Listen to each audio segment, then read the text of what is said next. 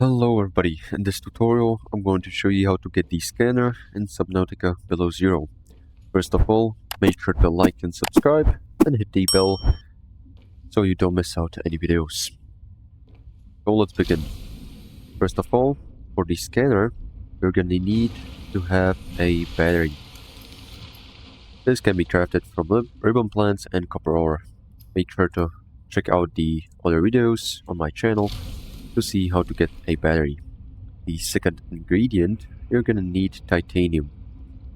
The titanium can be simply found in these limestone outcrops, which you can break them with your hand and you'll get titanium.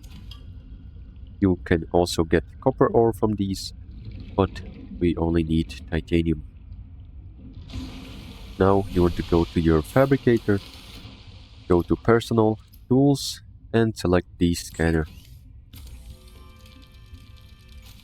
And that's pretty much all how you can get the scanner.